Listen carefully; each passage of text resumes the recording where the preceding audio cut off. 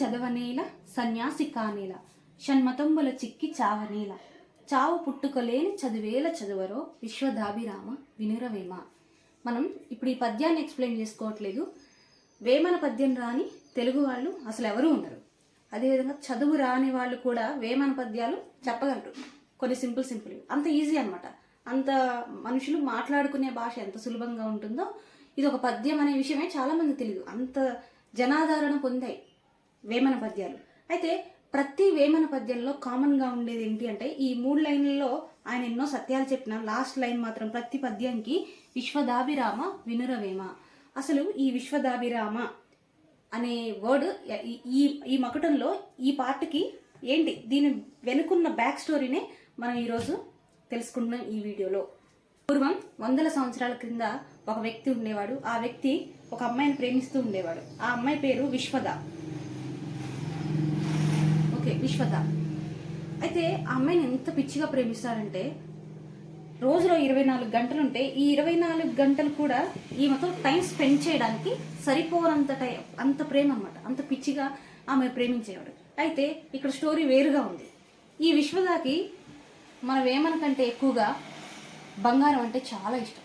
ఎంత బంగారం అంటే ఆమె ఎంత బంగారం ఇచ్చినా ఇంకొంచెం కావాలి అంటుంటుంది అనమాట. అంత ఇష్టం ఆమెకి. బంగారం ఇష్టం, ఈయనకి ఈమె ఇష్టం. కాబట్టి సో విశ్వద యొక్క మెప్పు పొందాలంటే ఆమెకు బంగారాన్ని ఇస్తే సరిపోద్ది అని వేమనకు అర్థమైంది. కానీ వేమన ఎంత బంగారాన్ని సంపాదిస్తాడు? తన టాలెంట్ ఉపయోగించి దొంగతనం చేయడం కరెక్ట్ కాదు. అది అతని మనసుకు నచ్చేది కాదు. ఇప్పుడు సంపాదించాలంటే ఎంత బంగారాన్ని సంపాదిస్తాడు? బంగారం కొనడానికి సరిపడినంత డబ్బు ఏమి సంపాదించాడు కదా. సో అది కూడా వీలవదు. ఎలా ఎలా ఎలా అని ఆలోచిస్తున్నప్పుడు తన ఫ్రెండ్ ఒకడు అభిరాముడు అని ఒక వ్యక్తి వస్తాడు. అభిరామ. ఓకే, అభిరాముడు వచ్చి ఏం చెప్తాడంటే, నీకు తెలుసా పురాతన గ్రంథాల్లో ప్రతీకల రూపంలో ఇనుముని వివిధ నిమ్న స్థాయి లోహాలని బంగారంగా మార్చే ఒక కళ ఉందట. అది ఎలా అనేది ఆ గ్రంథాల్లో రాసి ఉందట. మనం వెళ్ళి ఆ రహస్యాలేంటో తెలుసుకున్నట్లయితే ఈ ఇనుముని మిగిలిన ఉంటాయి కదా నిమ్న స్థాయి లోహాలన్నిటినీ కూడా మనం ఆ రహస్యాన్ని తెలుసుకొని బంగారంగా మార్చొచ్చు. ఆ బంగారాన్ని మొత్తాన్ని విశ్వదాకి ఇవ్వచ్చు. ఆమె ప్రేమను నువ్వు అలా పొందొచ్చు అంటే ఇంతకంటే కావాల్సింది ఏంటి? పద మనం ఇప్పుడే వెళ్దామని చెప్పి మన వేమన మరియు అభిరాముడు ఇద్దరు వెళ్ళి ఎన్నో ప్రయోగాలు చేస్తారు. ఆ ప్రాచీన గ్రంథాలని అర్థం చేసుకుంటారు. అందులోనే కదా రహస్యం ఉంది. సో ఆ రహస్యాలన్నిటినీ కొంచెం కోడ్ లాంగ్వేజ్లో రాస్తారు. వాటిని అన్ని అర్థం చేసుకుంటూ వాటిని ప్రయోగాలు చేస్తూ, అదేవిధంగా ఈ ఇనుముని రాగిని కంచు ఇవన్నీ ఉంటాయి కదా, వాటిని ఆ గ్రంథాల్లో ఏ విధంగా చెప్పారో వివిధ ప్రాసెస్లకి గురి చేస్తా, అంటే ఉడికించడము, కాలబెట్టడము, మళ్ళీ ఉడికించడం, ఇలాంటి ఎన్నో రకాల ప్రయోగాలు చేస్తూ చేస్తూ రోజులు, వారాలు, నెలలు, సంవత్సరాలు గడిచిపోతాయి. ఎన్ని సంవత్సరాలు పట్టిద్దు. కానీ లాస్ట్కి మరి వాళ్ళకి ఫలితం దక్కిందంటే దక్కింది. వారు ఆ ఇనుముని బంగారంగా మార్చే ఆ కళని హస్తగతం చేసుకుంటాడు అనమాట వేమన మొత్తంగా. అయితే ఇక్కడ మరి ఆ బంగారాన్ని తీసుకెళ్లి కథ క్లైమాక్స్కి వచ్చింది. మరి విశ్వద దగ్గరికి వెళ్ళి ఆ బంగారాన్ని ఇచ్చి ఆమె ప్రేమను పొందుతాడా అంటే క్లైమాక్స్ లో ట్విస్ట్ వస్తుంది కదా క్లైమాక్స్ లో. సో ఇక్కడ అతడు ఆ బంగారంగా మార్చే ఆ టైంలో అతనే ఒక బంగారంగా, అంటే నిమ్న స్థాయిగా ఉన్న తన ఆలోచన విధానాలన్నీ ఉన్నత స్థాయిగా తను పరివర్తన చెందుతాడు. ఇక్కడ మార్పు అన్నారు, దీన్ని పరివర్తన చెందుతాడు. ఎందుకంటే తను ఎన్ని ప్రయోగాలు చేశాడు ఇనుము నుంచి బంగారాన్ని రప్పించడం కోసం. ఆ ప్రయోగాల్లో మొత్తం ప్రజెంట్ మూమెంట్ అనేది ఇక్కడ చాలా కీలకంగా ఉంది. ఓకే, ఇనుముని బంగారంగా మార్చే టైంలో ఆయన గతం జోలికెళ్ళలేదు, భవిష్యత్ జోలికెళ్ళ. ఎప్పుడెప్పుడు ఈ ఇనుము బంగారంగా మారిద్దా, ఈ లోహాలని బంగారంగా ఎప్పుడు మార్చగలను, నేను ఆ జ్ఞానాన్ని, ఆ శాస్త్రాన్ని ఎప్పుడు నేర్చుకోగలనంటూ గతంలోకి భవిష్యత్తులోకి వెళ్ళడం ఆగిపోయింది. ఆయన మొత్తంగా నార్మల్ పర్సన్, ఒక లే మ్యాన్గా ఉన్న తను ఒక యోగిగా పరివర్తన చెందాడు. ఒక నార్మల్ పర్సన్ ఒక యోగిగా అయ్యాడు. ఎందుకు అంటే తను ప్రజెంట్ మూమెంట్లోకి వచ్చేసాడు, ఈ క్షణంలోకి వచ్చాడు. అది ఒక వారము, నెల కాదు, సంవత్సరాలు ప్రజెంట్ మూమెంట్లో ఉండటం వల్ల ఆ తర్వాత బంగారాన్ని తయారు చేయడానికి వెళ్ళింది వేమన, కానీ తిరిగి వచ్చింది యోగి వేమన. అంత చేంజ్ ఉంది. ఓకే, మరి అంతటి విద్యని ఆయన కనుగొన్నాడు. ఆ క్షణంలోనే ఆ ఇనుము బంగారంగా మారే టైంలో తనలో ఉన్న కామం, ఓకే, ద్వేషం, అదేవిధంగా దుఃఖం, ఇవన్నీ కూడా కామమేమో ప్రేమగా పరివర్తన చెందింది. మిగిలిందంతా ఈ ఫియర్ బేస్డ్ ఎమోషన్స్ అన్నీ కూడా లవ్ బేస్డ్ ఎమోషన్స్, కరుణగా పరివర్తన చెందింది. అంటే మొత్తంగా తను ఇంతకు ముందు లేని ఒక వ్యక్తిగా తయారయ్యాడు. తనలో ఉన్న నిమ్న స్థాయి ఎమోషన్స్, ఇక్కడ నిమ్న స్థాయి లోహాలను మార్చడానికి వెళ్ళిన తను తనలో ఉన్న నిమ్న స్థాయి భావోద్వేగాలన్నింటినీ కూడా ఈ ప్రజెంట్ మూమెంట్లోకి రావడం ద్వారా కరుణగా ఒక జ్ఞానోదయం పొందిన వ్యక్తిగా మారాడనమాట. సో ఇక్కడ మనం ఇదంతా ఎందుకు చెప్పారంటే ఇక్కడ ప్రస్తుత క్షణం గురించి మనం చెప్పుకుంటున్నాం. టోటల్ ప్రజెంట్ మూమెంట్లోకి రావడం ద్వారానే నార్మల్ పర్సన్గా ఉన్న తను ఒక యోగి వేమనగా మారాడు. ఓకే, అదేవిధంగా తనలో ఉన్న లోయెస్ట్ ఫ్రీక్వెన్సీ మొత్తం కూడా హైయెస్ట్ ఫ్రీక్వెన్సీగా మారింది.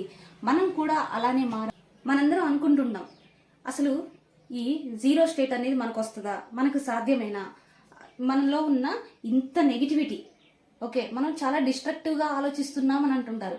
మనం చాలా నెగిటివ్గా ఉన్నాం. మనం వెళ్ళాల్సింది పాజిటివ్ వైపు. పాజిటివ్ నుంచి మిరాకిల్స్ జరగాలి, మన లైఫ్లో మిరాకిల్స్ జరగాలి అంటుంటారు. కానీ మనం ఇప్పుడు ఎలా ఉన్నాం, డిస్ట్రక్టివ్గా ఉన్నాం. అయితే మీరు ధ్యానం చేస్తున్న కొద్దీ, మీరు ఇంకా ప్రాక్టీస్ చేస్తున్న కొద్దీ, ఈ క్షణంలోకి వచ్చిన కొద్దీ అది రోజు క్రమక్రమేణా, ఇదేది ఒక్క క్షణంలో సంభవించేది ఏం కాదు.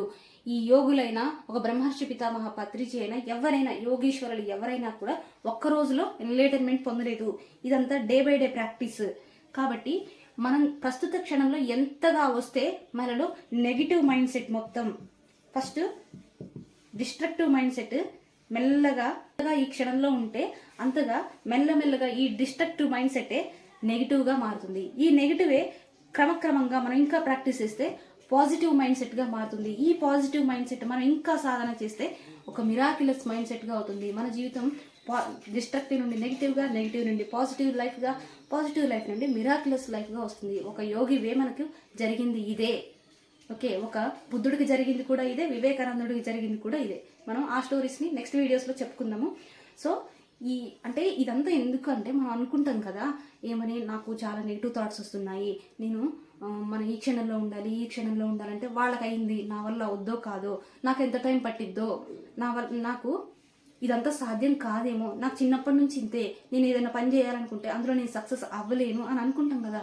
ఈయన ఎన్ని సంవత్సరాలు సాధన చేసిండు, ఆ సాధనలన్నీ చేసి లాస్ట్ ఫైనల్ అవుట్పుట్ ఆయన ఒక యోగి అయ్యాడు.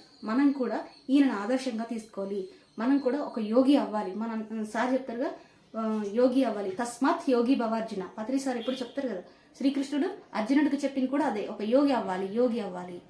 మనం కూడా అలా అవ్వాలంటే ఓపిక, తితిక్ష. శంకరాచార్యుడు ఏం చెప్పాడు,